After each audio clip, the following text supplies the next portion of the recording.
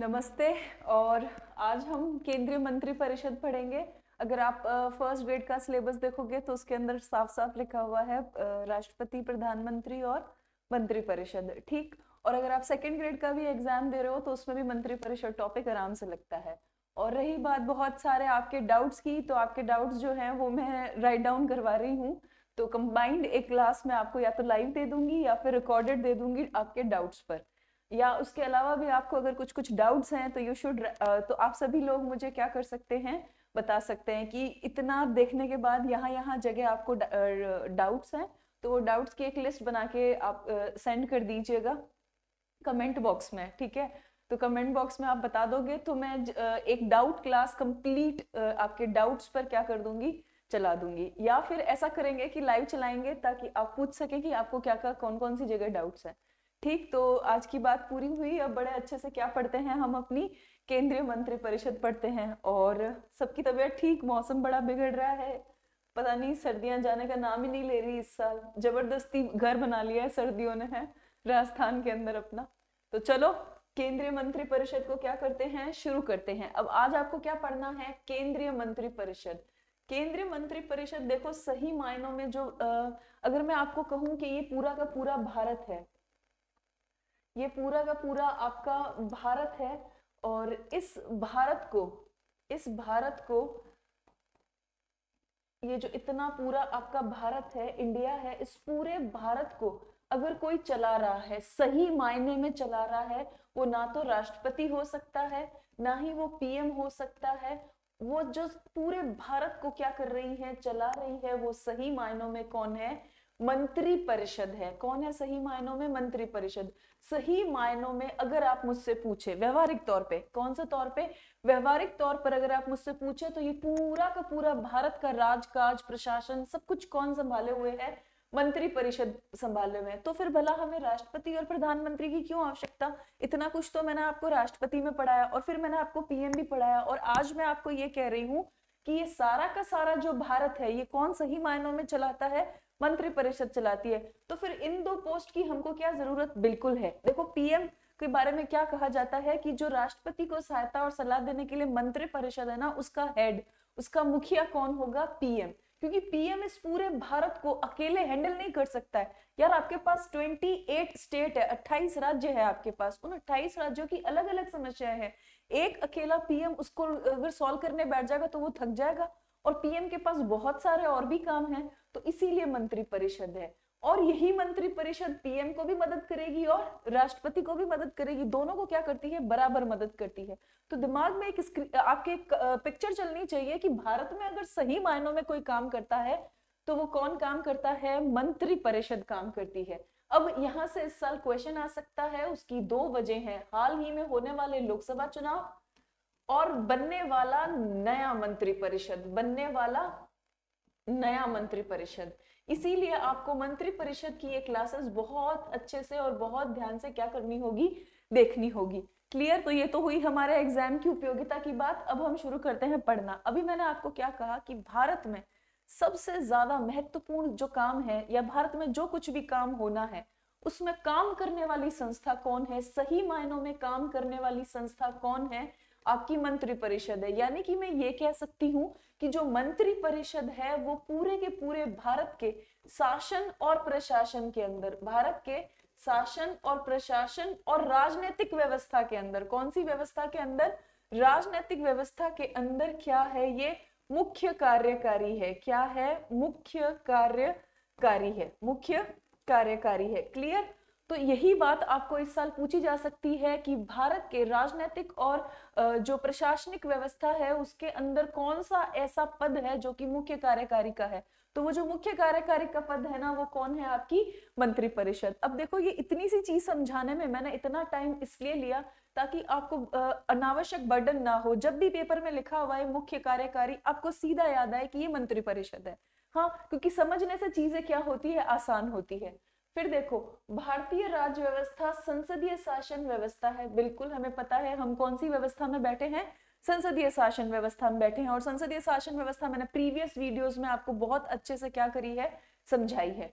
फिर देखो क्या लिखा हुआ है, जिसमें राजनैतिक आ गया ना, इंपॉर्टेंट बात कि राजनैतिक और प्रशासनिक व्यवस्था की सबसे इंपॉर्टेंट बात, मुख्य कार्यकारी अधिकारी कौन होती है? मंत्री परिषद होता है। और ये इस साल का आपका क्या हो सकता है, क्वेश्चन भी हो सकता है, जो आपको एग्जामिनर पूछेगा कि बताइए कि भारत के राजनीतिक और प्रशासनिक व्यवस्था का मुख्य कार्यकारी जो अधिकारी है या जो मुख्य कार्यकारी पद है वो किसमें निहित है? वो मंत्री परिषद के अंदर निहित है। क्लियर? जिसका नेतृत्व कौन करते हैं? प्रधानमंत्री करते हैं। तो सिंपल सी बात है कि आप ऐसे समझो कि अगर आपको ऐसे समझना है कि प्रधानमंत्री क्या है, प्रधानमंत्री जो है, देखो लोकसभा क्या, लोकतंत्र क्या है? एक तरीके से लोकतंत्र ऐसा समझो कि लोकतंत्र एक त्योहार है। इस त्योहार के अंदर, इस लोकतंत्र के त्योहार के अंदर जो आपका सबसे इंपॉर्टेंट हीरो है ना, वो कौन है? प्रधानमंत्री है। ठीक, और इस प्रधानमंत्री के पूरे यार दोस्त क्या बनते हैं? पूरे के पूरे यार दोस्त क्या बनते हैं? मंत्री परिषद में बैठे हैं। ये जो मंत्री परिषद है ना, यही मंत्री परिषद किसको गाइड करती रहती है? प्रधानमंत्री को गाइड करती रहती है। इसका मतलब ये नहीं कि प्रधानमंत्री खुद कुछ निर्णय नहीं लेगा, वो जो भी चीज मंत्री परिषद से बन के आएगी उस पर अंतिम निर्णय किसका होगा? प्रधानमंत्री का होगा। तभी तो वो नेतृत्व कर पाता है। तो बहुत आसान है कि अगर हम संसदीय शासन व्यवस्था को देखें, अगर लोकतंत्र को देखें और लोकसभा को देखें और इस पूरे के पूरे माहौल को अगर हम एक शादी वाला घर बना दे, जैसे कि अभी शादियों का बहुत सीजन है, तो आप ऐसे समझो कि उस शादी वाले घर के अंदर जो दूल्हा है वो प्रधानमंत्री है और जो बारात है वो मंत्री परिषद है। और बारात क्या करती है? सारा काम मैनेज करती है ना? तो वो पूरे के पूरे बाराती वाला सीन किसके साथ है? मंत्री परिषद के साथ। तो क्लियर? तो सिंपल एक शब्दों में याद रखना है कि भारत की राजनीतिक और प्रशासनिक व्यवस्था के अंदर जो मुख्य कार्यकारी है वो आपका मंत्री परिषद है, जो किसके लिए काम करता है? प्रधानमंत्री के लिए, जिसका नेता कौन है? प्रधानमंत्री है।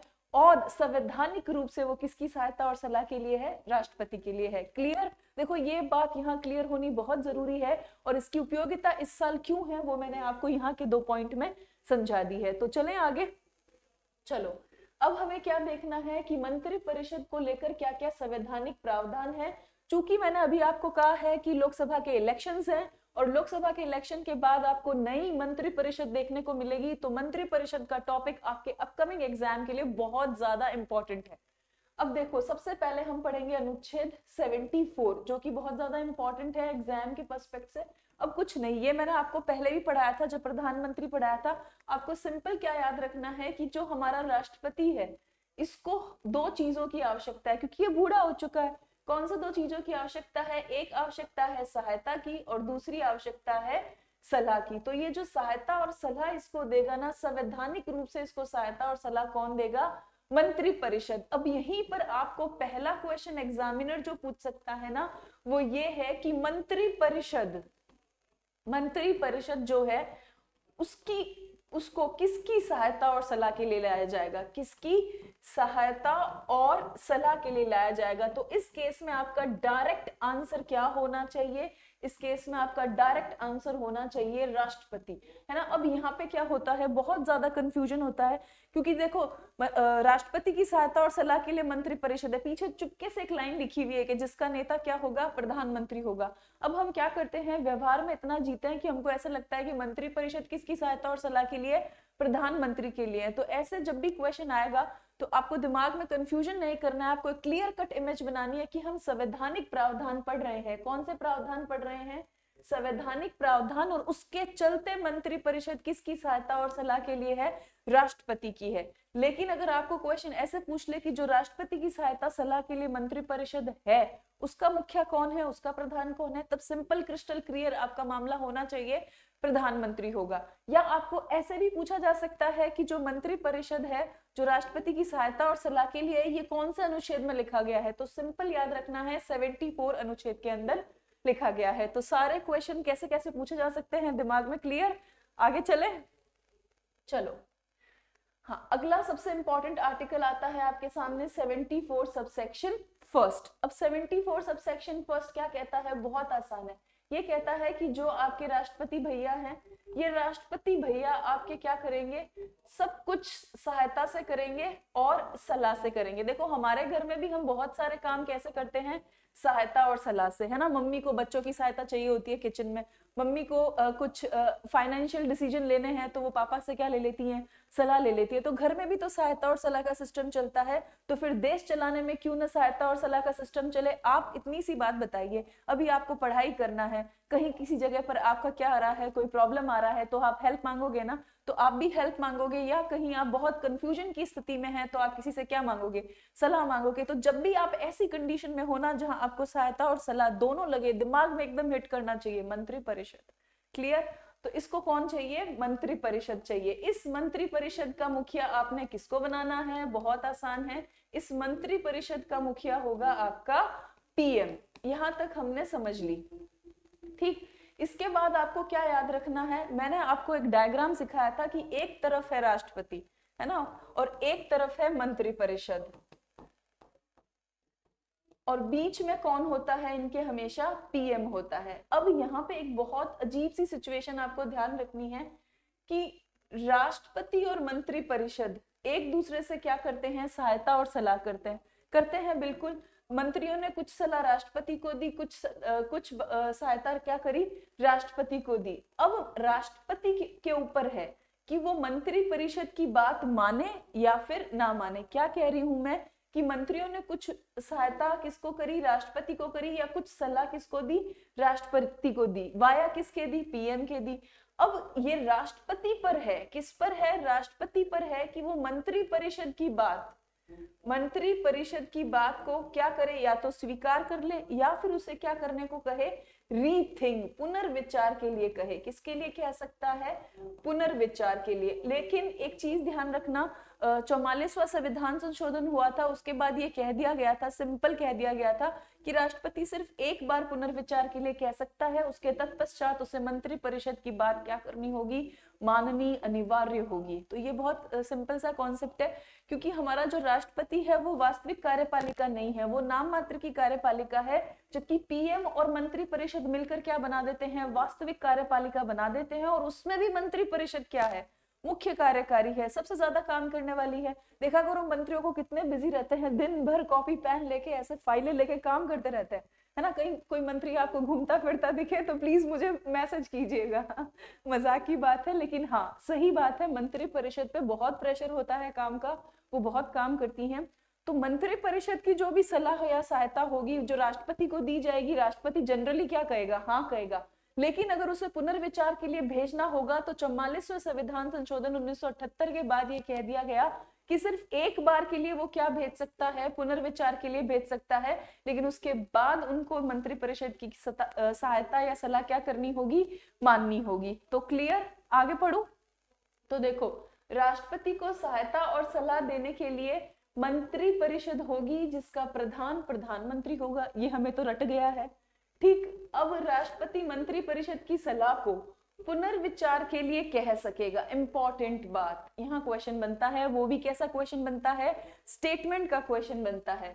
और राष्ट्रपति एक बार पुनर्विचार के बाद दी गई सलाह के अनुसार काम करेगा। कौन से संविधान संशोधन के द्वारा ये कहा गया, 44वें संविधान संशोधन 1978। तो अब मैं आपसे क्वेश्चन पूछती हूँ, आप मुझे हाँ या ना में उत्तर दीजिए। तो मेरा पहला क्वेश्चन आपसे ये है कि क्या मंत्री परिषद ने जो सहायता और सलाह दी है, क्या उसे राष्ट्रपति पुनर्विचार के लिए कह सकता है? आपका आंसर हाँ या ना में होना चाहिए। अगर आपका आंसर हाँ है तो बिल्कुल सही है। दूसरी बात, अगर मैं आपसे ये पूछूं कि कौन सा संविधान संशोधन ने राष्ट्रपति के पुनर्विचार को सिर्फ एक बार तक के लिए सीमित कर दिया, उसके अतिरिक्त राष्ट्रपति के लिए मंत्री परिषद की सहायता और सलाह माननी आवश्यक होगी, तो ये कौन सा संविधान संशोधन है? तो बहुत सिंपल आंसर है 44वां संविधान संशोधन 1978। ठीक, तो इतनी भारी भरकम बातें कर ली, अब थोड़ा मुस्कुरा लो, आगे बढ़ते हैं। और जिसको स्क्रीनशॉट खींचना है वो अच्छे से स्क्रीनशॉट ले लो ताकि मैं आपको अगली चीज बता सकूं। चलो, अब हम कौन सा आर्टिकल पढ़ने वाले हैं, 74 सबसेक्शन 2। उससे पहले पिछले के दोनों को क्या कर देती हूँ, यहाँ आपके लिए छोटा करके लिख देती हूँ। तो 74 में हम क्या पढ़ के आए हैं कि भाई एक राष्ट्रपति है जिसको दिन भर क्या चाहिए, एक तो चाहिए सहायता और दूसरी चाहिए सलाह, और इसके लिए हम किसको ला रहे हैं, हम ला रहे हैं मंत्री परिषद को। अब भला हमको ये कैसे पता चलेगा कि ये मंत्री परिषद कौन सी बला है? तो बहुत बढ़िया, देखो ये हमारा भारत है और इस भारत को ऊपर से लेके नीचे तक, इस भारत को ऊपर से लेके नीचे तक चलाने के लिए, इस पूरे भारत को ढंग से चलाने के लिए एक राजनीतिक और प्रशासनिक व्यवस्था को, ढंग से एक राजनीतिक और प्रशासनिक व्यवस्था को चलाने के लिए हमारे पास एक मुख्य कार्यकारी है, और वो मुख्य कार्यकारी कौन है? आपकी मंत्री परिषद है ना? वो कौन है? आपकी मंत्री परिषद है। क्लियर? अब हमें याद रखना है कि इस मंत्री परिषद के बारे में 74 सबसेक्शन फर्स्ट में एक बहुत बड़ी बात कही गई है। वो ये कहा गया है कि मंत्री परिषद बेशक क्या देगी? सहायता और सलाह करेगी। किसकी सहायता और सलाह करेगी? राष्ट्रपति की करेगी। अब राष्ट्रपति के पास क्या पावर है? तो राष्ट्रपति के पास ये पावर है कि वो मंत्री परिषद की सलाह को क्या कह सकता है? पुनर्विचार हेतु कह सकता है। किस विचार हेतु कह सकता है? पुनर्विचार हेतु कह सकता है। लेकिन 44वां संविधान संशोधन 1978 ने क्या कहा कि ये पुनर्विचार के लिए सिर्फ एक बार, ठीक है, सिर्फ एक बार हो सकता है। उसके बाद माननी क्या होगी? बात अनिवार्य। उसके बाद माननी क्या होगी? जरूरी। क्लियर? कोई दिक्कत किसी को? इतना अभी तक हम क्या करके आए हैं? समझ के आए हैं। मैं आपको स्क्रीन पे नहीं दिख रही होंगी ताकि आप अच्छा क्या ले सके? स्क्रीनशॉट ले सके। अब हम चलते हैं अनुच्छेद 74(2) पर, जो कि बहुत ज्यादा इंपॉर्टेंट है। देखो, हर माँ चाहती है ना कि उसका बेटा क्या बने? राजा बने। और आज के युग में राजा बनने का मतलब क्या है? मंत्री बने। ऐसा क्यों चाहती है देश भर की माएँ की, या पूरे विदेश में अगर आप जाएं, पूरे विश्व में आप भ्रमण करें, आप कहीं भी जाएं, एक जो माँ है उसकी क्या फीलिंग होती है कि मेरा बेटा भी क्या बने? राजा बने। वो क्यों अपने बेटे को राजा की पोस्ट पे देखना चाहती है? क्योंकि इस पोस्ट के साथ एक बहुत बहुत गहरी बात जुड़ी है, जिसकी वजह से सब लोग ये चाहते हैं कि उनके घर परिवार से कोई ना कोई व्यक्ति कभी ना कभी क्या रहे? मंत्री रहे। अब देखो, मंत्री और राष्ट्रपति के बीच में बहुत बातें होती है। इतनी गॉसिप तो शायद आप और मैं भी ना करते होंगे जितनी राष्ट्रपति और मंत्री परिषद करते हैं। और मजे की बात देखो, राष्ट्रपति और मंत्री परिषद के बीच में कौन सी सलाहें हो रही है, इसके बारे में कोर्ट को कोई फिक्र नहीं होती है ना कोर्ट कुछ कर सकता है कि ये मंत्री परिषद और राष्ट्रपति एक दूसरे के साथ कितना ज्यादा गॉसिप कर रहे हैं, या कितनी ज्यादा एक दूसरे से सलाह ले रहे हैं, दे रहे हैं, मान रहे हैं, इसको कोर्ट से कोई लेना देना नहीं। वहां कोर्ट में इनका कोई बात नहीं होगा। तो देखो, अगर मंत्री परिषद ने कह दिया राष्ट्रपति को कि भाई हम ये काम करना चाहते हैं, ऐसा ऐसा काम है, तो राष्ट्रपति क्या कहेगा? हाँ कर लो। लेकिन इस काम को करने का अगर वो सही है, गलत है, क्या नहीं है, इसका कोर्ट से कोई लेना देना नहीं है। यही बात मंत्रियों को बहुत पावरफुल बना देती है। तो आपको ध्यान रखना है, जैसे कि आप और मैं तो अभी कोई एक दूसरे को सलाह दे या सहायता दे, तो उस अगर वो ठीक है, नहीं ठीक है, तो कोर्ट पहुंच जाएगा। लेकिन अगर एज्यूम कीजिए कि एक पक्ष मंत्री है और दूसरा पक्ष जो है राष्ट्रपति है, और वो दोनों आपस में एक दूसरे से क्या कर रहे हैं? कोई बातचीत कर रहे हैं जो सलाह के फॉर्मेट में है। अब उन दोनों ने एक दूसरे से क्या बातचीत की है, क्या गुटरगू किया है, क्या गॉसिप किया है, ये सब चीजें कहाँ नहीं जा सकती? कोर्ट में नहीं जा सकती। इसीलिए देश भर की माएँ चाहती हैं कि उनके बेटे क्या बने? मंत्री बने, या उनकी बेटियां क्या बने? मंत्री पोस्ट तक जाए, ताकि वो जो कुछ भी सलाह सहायता करे उसके लिए कभी भी कहाँ ना जाया जा सके? कोर्ट ना जाया जा सके। तो देखो 74 सबसेक्शन 2, मंत्रियों द्वारा राष्ट्रपति को दी गई सलाह की जांच किसी भी न्यायालय में नहीं होगी। तो आपको सिंपल याद रखना है कि 74 सबसेक्शन 2 क्या कहता है? वो बड़ी इंपॉर्टेंट बात कहता है कि मंत्री और राष्ट्रपति ये दोनों आपस में क्या कर रहे हैं? गॉसिप, गपशप। इस गॉसिप को आप किससे रिप्लेस कर दीजिए? सलाह शब्द से रिप्लेस कर दीजिए। इनकी जो सलाह है, इनकी जो बातचीत है, उसकी जांच कहाँ नहीं कर सकते? कोर्ट में इसकी जांच आप कतई नहीं कर सकते, है ना? तो अगर मंत्री परिषद, खुली छूट है मंत्री परिषद को राष्ट्रपति से बात करने की, हाँ ठीक है ये कर देंगे, कोर्ट जाया नहीं जाएगा। तो इसीलिए इनको क्या मिलती है? Highest power. और यही वो आर्टिकल है 74(2) जो हर माँ को पता है, और हर माँ को अनजाने में पता है, और वो कहती है कि यार मेरा बेटा क्या होना चाहिए? मंत्री। या मेरी बेटी क्या होनी चाहिए? मंत्री होनी चाहिए। क्योंकि इतने लेवल की पावर सिर्फ आप कहाँ देख सकते हो? एज ए मंत्री ही देख सकते हो। तो क्लियर? आगे चलूं? हाँ, अगला देखो 75। तो अभी हमने सारे के सारे 74 देखे। 74(2) आपको बहुत अच्छे से याद रखना है कि जो भी मंत्री और राष्ट्रपति के बीच में सलाह हुई है ना, इन दोनों के बीच जो भी सलाह हुई है, वो सलाह के ऊपर कभी भी क्या नहीं हो सकती? जांच नहीं हो सकती। ये जांच कहाँ नहीं हो सकती? कोर्ट में नहीं हो सकती। और इसको मैंने बहुत अच्छे से आपको एक्सप्लेन भी कर दिया है। अब चूंकि मैंने कहा है कि लोकसभा इलेक्शन है और नया मंत्री परिषद बनेगा, और नए मंत्री परिषद बनाने के लिए बहुत सारे रूल्स और रेगुलेशन लगेंगे, जो कि कहां से निकलेंगे, 75 नंबर अनुच्छेद से निकलेंगे। मतलब जितना भी नया मंत्री परिषद अब बनेगा उस पर कौन सा अनुच्छेद सीधे से अप्लाई होगा, अनुच्छेद 75। इसलिए अनुच्छेद 75 को हम बहुत अच्छे से पढ़ेंगे हमारे एग्जाम के लिए। अब क्या कहता है अनुच्छेद 75? तो ये बोलता है मंत्रियों के बारे में अन्य उपबंध। तो यहाँ पे अन्य शब्द का क्यों इस्तेमाल हुआ भाई? तो अन्य शब्द का इसलिए इस्तेमाल हुआ कि 74 सबसेक्शन फर्स्ट, 74 सबसेक्शन 2 में मंत्रियों के बारे में कुछ बातें क्या कर दी गई है, बता दी गई है, पहले ही बता दी गई है ना।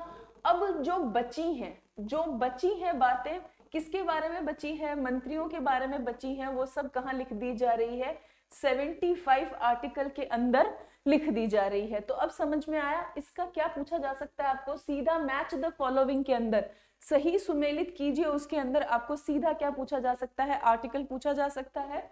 तो ध्यान रखना मंत्रियों के बारे में अन्य उपबंध। तो अगर आपसे पूछे निम्नलिखित में से किस अनुच्छेद के बारे में मंत्रियों के बारे में अन्य उपबंध है, तो वो कौन सा अनुच्छेद होगा, 75 होगा। आगे बढ़ूं, चलो। हाँ, अब सबसे पहली बात आती है 75 सबसेक्शन फर्स्ट। सबसे इंपॉर्टेंट है। सबसे इंपॉर्टेंट क्यों है? क्योंकि देखो मैंने आपको क्या सिखाया कि इस प्रधानमंत्री को आपको नियुक्त करवाना है। किससे नियुक्त कराओगे आप इस प्रधानमंत्री को? राष्ट्रपति से। करवा लिया आपने। अब ये आपका दूल्हा तो आ गया ना बारात में, ये सॉरी शादी में आपका दूल्हा तो प्रेजेंट है, पीएम। इसकी बारात कहाँ है? इसकी बारात में कौन शामिल है? मंत्री परिषद। अब ये मंत्री परिषद के अंदर मंत्री कौन बनेगा, मंत्री कौन बनेगा, ये सही मायनों में कौन तय करता है? प्रधानमंत्री तय कर लेता है। पीएम खुद तय करता है, प्रधानमंत्री खुद तय करता है। लेकिन चूंकि हमारा संवैधानिक प्रमुख कौन है? राष्ट्रपति है। तो प्रधानमंत्री चुपके से राष्ट्रपति के कान में कहता है कि देखो उस व्यक्ति को क्या बना देना, मंत्री बना देना, मैंने तुम्हारे कान में आकर कह दिया है। तो हम अगर हम सीधा सीधा देखें तो हमें ऐसे दिखता है कि यार मंत्रियों की नियुक्ति किसने की है? राष्ट्रपति ने। लेकिन अगर हम घुमा के देखें, अगर हम एंगल बदल के देखें, तो हमको ये लगता है कि जो मंत्रियों की नियुक्ति है वो किसने की है? प्रधानमंत्री की सलाह से राष्ट्रपति ने की है। यही बात कहाँ लिखी गई है? 75(1) के अंदर लिखी हुई है। तो समझ में आया? तो बहुत घुमा हुआ मामला है। जैसे या तो आप ऐसे कान पकड़ो या आप घुमा के कान पकड़ो। तो मंत्रियों की नियुक्ति घुमा के कान पकड़ना है, जिसमें यह कहा गया है कि प्रधानमंत्री की सलाह से राष्ट्रपति किसको नियुक्त करेगा? मंत्रियों को नियुक्त करेगा। क्लियर? तो जब भी क्वेश्चन आए और आपसे पूछा जाए कि मंत्रियों की नियुक्ति की जाती है और दो ऑप्शन हो, राष्ट्रपति के द्वारा या प्रधानमंत्री की सलाह से राष्ट्रपति द्वारा, तो उस केस में आपको सबसे सही ऑप्शन चुनना होगा प्रधानमंत्री की सलाह से राष्ट्रपति द्वारा। ये आप बिल्कुल करेक्ट करके आएंगे, गलती नहीं करके आएंगे, विकल्पों को ढंग से पढ़ेंगे और फिर आंसर देंगे। ठीक, तो क्वेश्चन क्या पूछा जा सकता है कि मंत्रियों की नियुक्ति होगी, मंत्रियों की नियुक्ति होगी।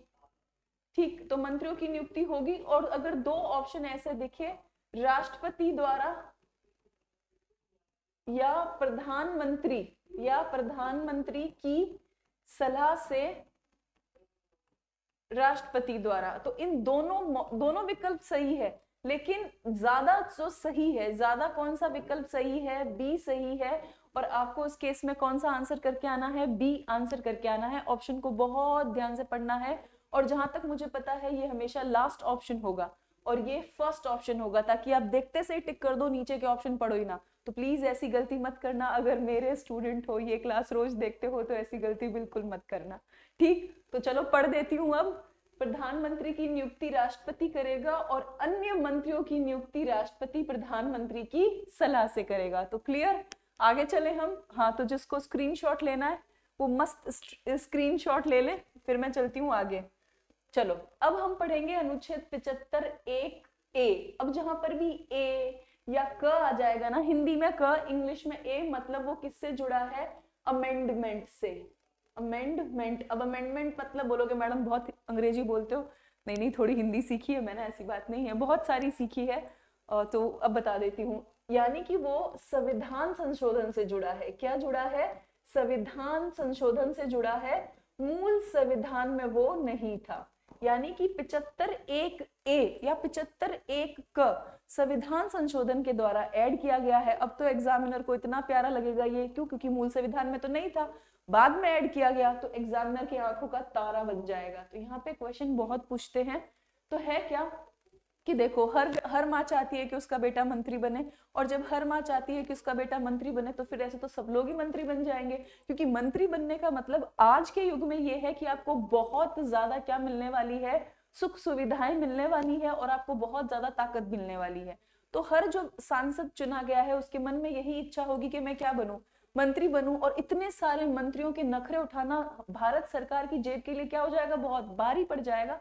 तो उस केस में क्या किया गया, धीरे धीरे बदलाव के बारे में सोचा गया, और 51वां संविधान संशोधन जो 2003 में किया गया था उसमें ये तय कर दिया कि भाई देखो, सब लोग मंत्री नहीं बन सकते, भारत के पास इतने पैसे नहीं है कि वो हर व्यक्ति को मंत्री बनाए और उनकी सुख सुविधाओं का क्या उठाए, खर्च उठाए। तो हम अब क्या कर रहे हैं, लोकसभा के अंदर मंत्री परिषद के आकार को निश्चित कर रहे हैं। और ये सरकार ने निर्णय कब लिया, 91वें संविधान संशोधन 2003 से लिया।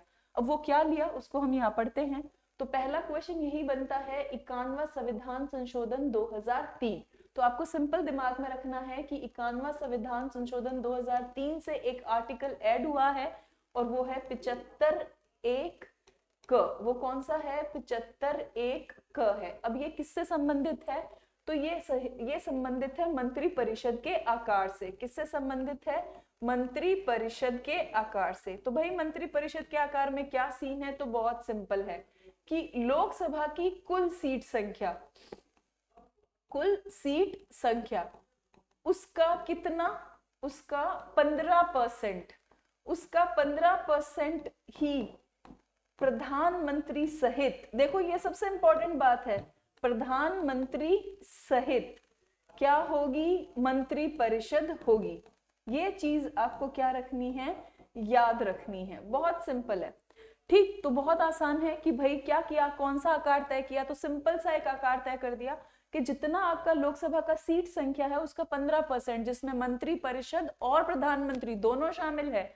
ठीक, ये सबसे इंपॉर्टेंट बात है कि प्रधानमंत्री सहित आपको मंत्री परिषद क्या करनी है, काउंट करनी है। और यहाँ पे एग्जामिनर आपको स्टेटमेंट में ये लिख के दे सकता है कि नहीं, प्रधानमंत्री के बिना मंत्री परिषद, बिल्कुल नहीं, प्रधानमंत्री सहित मंत्री परिषद का आकार लोकसभा की सीट संख्या का 15% निश्चित किया गया है। कब से किया गया है, तो 51वां संविधान संशोधन 2003। तो क्लियर, आगे चलूं, चलो। हाँ, अब देखो 75(2) बहुत इंपॉर्टेंट, मोस्ट इंपॉर्टेंट।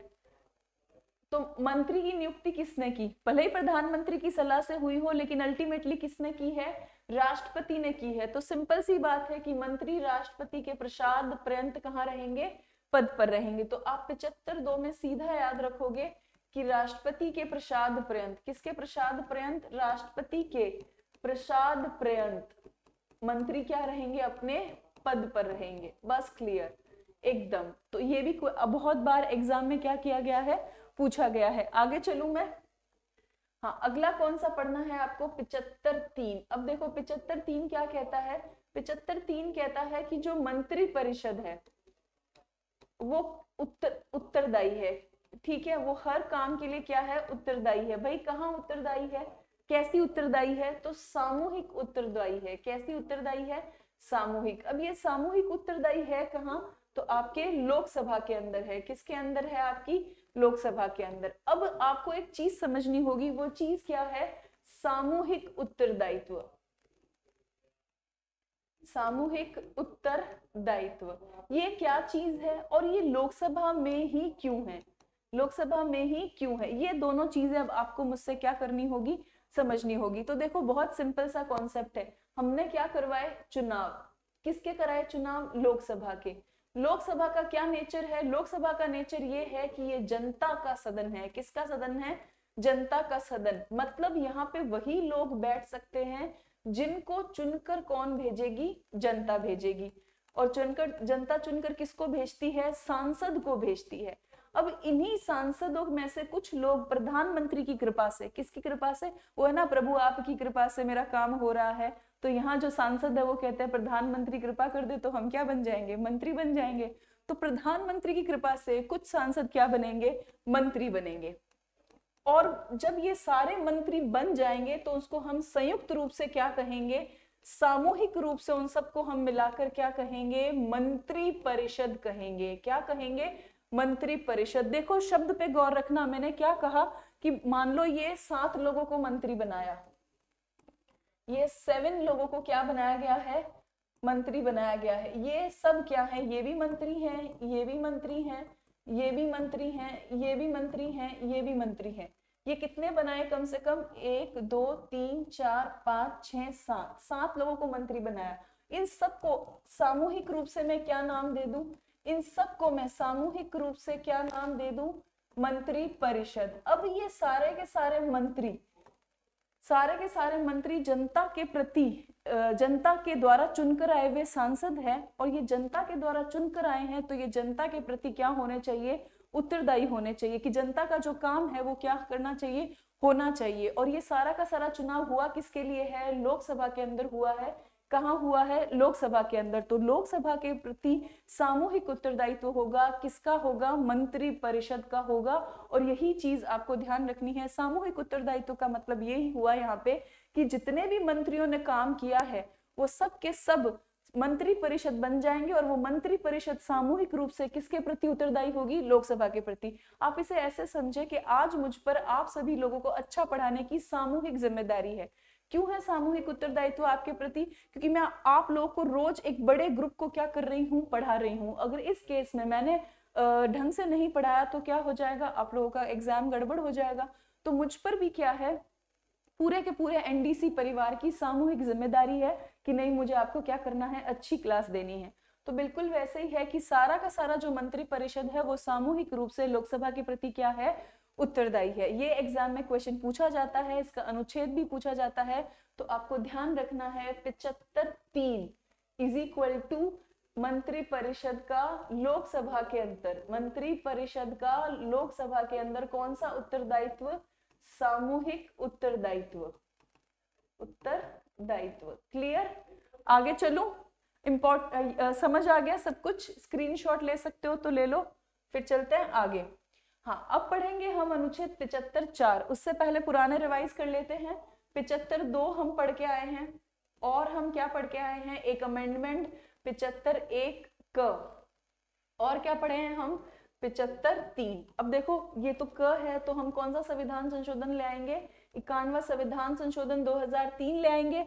ये क्या है, आपकी मंत्री परिषद का आकार है। अरे भाई कितना होगा, तो बहुत मस्त चिल से बोलो कि भाई लोकसभा का जितना भी सीट है, जितना भी कुल सीट है उसकी संख्या का कितना, 15% होगा, परंतु पीएम प्लस सीओएम सहित होगा, प्रधानमंत्री और मंत्री परिषद सहित होगा। क्लियर। फिर हम पढ़े 75(2). 75(2) क्या कहता है कि जितने भी मंत्री हैं वो क्या होंगे, राष्ट्रपति के प्रसाद पर्यंत होंगे। किसके प्रसाद पर्यंत होंगे, राष्ट्रपति के प्रसाद पर्यंत पद पर रहेंगे। ठीक। फिर हमको क्या दिखता है, 75(3) दिखता है, जिसमें हमको पता है कि जो मंत्री परिषद है, जो कौन है, मंत्री परिषद है भाई, वो सामूहिक रूप से उत्तरदायी है। कहाँ उत्तरदायी है भाई, वो सामूहिक रूप से लोकसभा के अंदर। ठीक। ये तीनों चीजें बिल्कुल भी कंफ्यूजन में मत लाना। अब हम क्या करेंगे, 75(4). अब देखो 75(4) बहुत आसान है। देखो आप मंत्री बना रहे हो, और मंत्री बना रहे हो मतलब उसको काम करना पड़ेगा, और काम ऐसा इतना जिम्मेदारी का है कि पूरा का पूरा भारत चलाना है। अब ऐसे व्यक्ति अपने पद से ना विचलित हो, अपना काम बराबर करो, तो उसको क्या दिलानी पड़ेगी, शपथ। तो उसको कहेंगे कर शपथ, कर शपथ, कर शपथ। तो मंत्री परिषद की जो मंत्री की शपथ है, जो मंत्री की शपथ का आर्टिकल है वो कौन सा है, 75(4). कि भाई तुमको पूरा भारत चलाना है, तुम मुख्य कार्यकारी में शामिल हो। अब तुमको क्या करना होगा, काम, और काम तुमको इतने बड़े लेवल पे करना है तो तुमको क्या खानी पड़ेगी, शपथ। जैसे कि आप स्कूल में खाते थे, है ना, आप प्रेयर के टाइम स्कूल में शपथ खाते थे ना, ऐसे करके। तो बिल्कुल वैसे ही आपको कर शपथ वाला सीन करना है। तो मंत्री अपना पद ग्रहण करने से पहले राष्ट्रपति के सामने 3री अनुसूची के अनुसार पद और गोपनीयता की, सबसे इंपॉर्टेंट बात है कि अपने पद की और उस पद से जुड़ी गोपनीयता की क्या खाएंगे, शपथ दिलाएंगे। तो पहला क्वेश्चन बनता है कि मंत्रियों को शपथ कौन दिलाता है, राष्ट्रपति दिलाते हैं। मंत्रियों को जो राष्ट्रपति शपथ दिलाते हैं उनका ड्राफ्ट कौन सा होता है, तीसरी अनुसूची के अनुसार होता है। और जो कोई भी मंत्री है वो कैसी शपथ लेते हैं, तो अपने पद की और गोपनीयता की। तो ये तीनों क्वेश्चंस का आपको आराम से क्या रखना है, ध्यान रखना है। ये सारी बातें कहाँ लिखी हुई है, 75(4) के अंदर लिखी हुई है। तो क्लियर, आगे चलूं, चलो। हाँ, अगला कौन सा देखना है आपको, 75(5). अब 75(5) क्या कहता है, बहुत सिंपल, कि मंत्री जो 6 महीने तक संसद के किसी भी सदन का सदस्य नहीं है, इस अवधि की समाप्ति पर मंत्री नहीं रहेगा। तो मतलब क्या कह रखा है कि मान लो ये एक व्यक्ति है और ये संसद के दोनों सदन, लोकसभा और राज्यसभा, दोनों ही सदनों का क्या नहीं है, सदस्य नहीं है। फिर भी इस पर ठाकुर जी की अति कृपा है, फिर भी इस पर ठाकुर जी की क्या है, अति कृपा। ठाकुर जी की अति कृपा का मतलब अब पीएम की भी कृपा हो गई। तो ये व्यक्ति क्या बन गया, मंत्री बना दिया, इसको क्या बना दिया, मंत्री बना दिया। लेकिन ये व्यक्ति मंत्री कब तक बने रह सकता है, सिर्फ 6 महीने तक। सिर्फ कब तक, 6 महीने तक। अगर 6 महीने बाद 2 रास्ते होंगे, पहला रास्ता होगा कि या तो लोकसभा से या फिर राज्यसभा से क्या ले, सदस्यता ले। अगर सदस्यता ना ले तो फिर क्या होगा, तो फिर मंत्री पद से हटना होगा, मंत्री पद से हटना होगा। सिंपल। तो एक बात लिखी गई है सिंपल सी, कि एक व्यक्ति जो ना तो लोकसभा का सदस्य है और ना ही राज्यसभा का सदस्य है, फिर भी पीएम की कृपा से, ठाकुर जी की कृपा से क्या मंत्री बन सकता है, बिल्कुल बन सकता है। लेकिन कितने समय तक रह सकता है, सिर्फ और सिर्फ 6 महीने। 6 महीने के बाद उसके सामने 2 कंडीशन है, या तो वो संसद के किसी भी सदन की सदस्यता ले और फिर आगे तक मंत्री रहे, और अगर वो ना ले पाए किसी भी सदन की सदस्यता, तो फिर आपको मंत्री पद से क्या करना होगा, हटना होगा। वो सीन तो सुना होगा ना कि भगवान एक बार कृपा करते हैं, एक बार मौका देते हैं, तो ढंग से आप उस मौके को क्या कर लो, भुना लो, उसके बाद क्या पता क्या हो। तो यही सीन यहाँ लिखा हुआ है कि देखो 75(5) में कह रहे हैं कि आप 6 महीने तक क्या रह सकते हैं, बिना किसी सदन का सदस्य हुए आप मंत्री रह सकते हैं। लेकिन उसके बाद अगर आपने सदस्यता नहीं ली तो आप मंत्री नहीं रह सकते। तो क्लियर, आगे चलूं, चलो। हाँ, अगला क्या कह रही हूं मैं, 75(6). 75(6) क्या कहता है आपको, कि मंत्रियों के वेतन भत्ते। अब देखो मंत्रियों को पैसों की बड़ी जरूरत होती है, इतना सब कुछ मेंटेन करना है, तो मंत्रियों का भी सैलरी होता है। तो मंत्रियों का वेतन और भत्ता कौन तय करेगा, तो इनको कोई टेंशन नहीं, इनके लिए संसद बहन बैठी है, वो समय समय पर इनका क्या देखती है, वेतन और भत्ता देखती है। लेकिन आपको पता है कि जब भी संसद बिजी हो जाए, उस केस में फिर मंत्रियों के वेतन भत्ते कैसे तय किए जाएंगे, तो नो प्रॉब्लम वाला सीन है। सेकंड अनुसूची के अनुसार, कौन सी अनुसूची के अनुसार, सेकंड अनुसूची के अनुसार। तो वही बात यहाँ लिखी गई है कि 75(6) मंत्रियों के वेतन और भत्ते हैं जो संसद विधि बनाकर तय करेगी। अगर संसद तय ना कर पाए तो कैसे होंगे, वो दूसरी अनुसूची के अनुसार होंगे। तो इतना सिंपल है कि भाई आपको मंत्रियों को वेतन देना है, बेशक दो, कोई मना नहीं, संसद बहन से तय करा लो। लेकिन अगर संसद आपको कहे sorry I am busy, then आपको क्या करना है, सेकंड लिस्ट के अनुसार करना है। किसके अनुसार करना है, सेकंड लिस्ट के अनुसार। क्लियर। हाँ, फिर देखो हम कौन सा आर्टिकल पढ़ रहे हैं, 77, इंपॉर्टेंट है। तो अब आप पूछोगे मैम 75 के बाद आपने 76 क्यों नहीं पढ़ाया, तो 76 इसलिए नहीं पढ़ाया क्योंकि वो काम का नहीं है, वो एग्जामिनर पूछता नहीं, और जो एग्जामिनर को पसंद नहीं हो वो बात ही हम नहीं करेंगे, है ना। मेरा एक डायलॉग है कि जो एग्जामिनर को पसंद हो हम वही बात करेंगे। तो यहाँ पे भी वो अप्लाई होता है कि 75 आर्टिकल के सबसेक्शन बहुत पूछे गए हैं, तो वो सारे आपको अच्छे से पढ़ाए और बार बार आपको बोल के बताए, समझाए भी। अब 76 हमारे इतना काम का नहीं, अब हमारे एग्जाम के पर्सपेक्ट से कौन सा काम का है, अनुच्छेद 77 है। अब अनुच्छेद 77 बहुत सिंपल सी बात कहता है, वो कहता है कि भारत सरकार का कार्य संचालन। अब भारत सरकार का कार्य संचालन हम क्यों पढ़ रहे हैं, क्योंकि अभी हमने देखा कि मुख्य तौर पर कार्यकारी है कौन भारत के अंदर, तो आपकी मंत्री परिषद है। ठीक, सारी की सारी कौन सी बात हो रही है, काम की बात हो रही है। तो जब हम मुख्य कार्यकारी को पढ़ लिए तो अब हमें ये पढ़ना होगा कि भाई भारत सरकार में आखिर काम होता है तो होता कैसे है, कि भारत सरकार के अंदर काम आखिर होता कैसे है, होता कैसे है।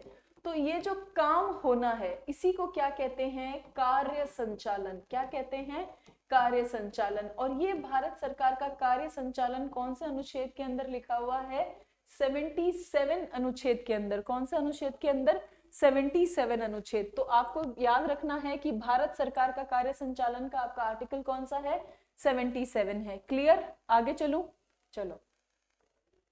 हाँ, अब 77(1) इंपॉर्टेंट हो जाता है। क्यों इंपॉर्टेंट हो जाता है? इसलिए इंपॉर्टेंट हो जाता है कि भाई भारत सरकार की सारी कार्यपालक कार्रवाई, देखो एक शब्द का इस्तेमाल हुआ है, कार्यपालक कार्रवाई, और आगे क्या लिखा हुआ है, समस्त। इस समस्त को कई बार एग्जामिनर सारी लिख सकता है और कई बार एग्जामिनर क्या लिख सकता है, सभी लिख सकता है। पर्यायवाची का इस्तेमाल कर सकता है और आपको एग्जाम में कंफ्यूज कर सकता है। तो आपको एक बात दिमाग में रखनी है कि 77 में लिखा है कि भारत सरकार के अंदर काम कैसे होगा, फिर लिखा हुआ है 77(1) के अंदर कि भारत सरकार के अंदर जितने भी कार्यपालिका की कार्यवाही है, जितना भी काम करना है कार्यपालिका को, वो सब किसके नाम पे होगा, राष्ट्रपति के नाम पर होगा।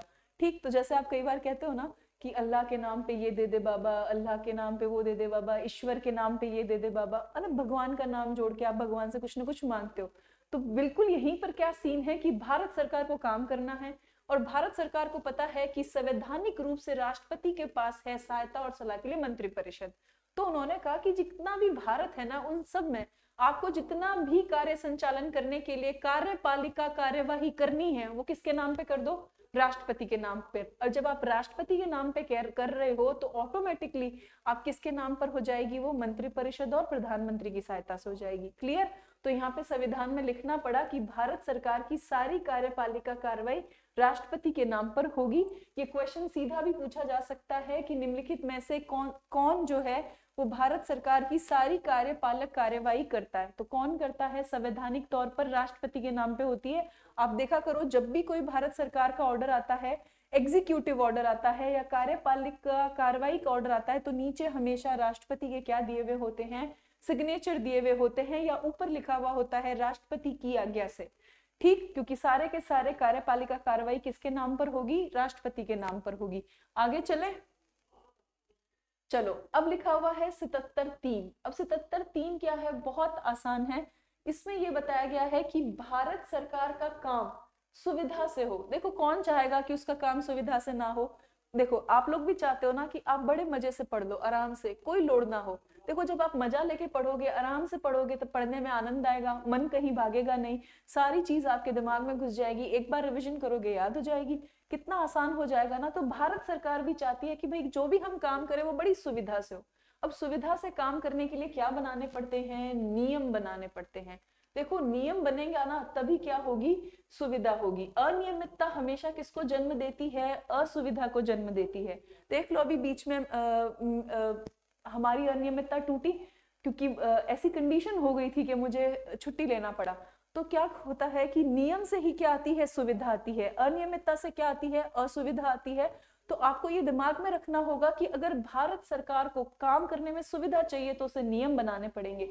अब ये नियम किससे रिलेटेड होंगे, काम के बंटवारे से। किससे रिलेटेड होंगे, कार्य आवंटन से। अब देखो पूरा भारत चलाना आसान नहीं है, एक व्यक्ति सारे काम कर नहीं सकता, तो सब थोड़े थोड़े मंत्रियों को क्या देने होंगे, काम बांटने होंगे। जैसे आप घर में भी देखो, मम्मी है ना, मम्मी हर एक अपने बच्चे को एक एक काम दे देती है। जो पढ़ने में ज्यादा तेज उसको कहता है तू पढ़ाई कर, जो थोड़ा बाहर घूमने में इच्छुक है, जिसका पढ़ाई में मन नहीं है, उसको कहती है तू सब्जी ला। ठीक, और अगर बेटी है और उसको किचन का काम करने में दिलचस्पी है तो क्या देगा कि तुम थोड़ा किचन में क्या कर दो, मदद कर दो। इस केस में मम्मी ने क्या किया, कार्यावंटन, सबको अपने अपने काम बांट दिए और नियम बांध दिया कि देखो ये व्यक्ति इस समय क्या करेगा, ये काम करेगा। तो बिल्कुल वैसा ही है राष्ट्रपति। राष्ट्रपति को क्या कहा गया है कि भारत सरकार सुविधा से काम करे तो तुम कार्य आवंटन के क्या बनाओ, नियम बनाओ। और ये नियम किसके लिए होंगे, जो आपके यहाँ पे काम करता है, मंत्री। तो देखो भारत सरकार का काम सुविधा से हो और इस हेतु मंत्रियों को कार्य आवंटन हेतु राष्ट्रपति क्या बनाएगा, नियम बनाएगा। ये क्वेश्चन आरपीएससी ने पूछ लिया।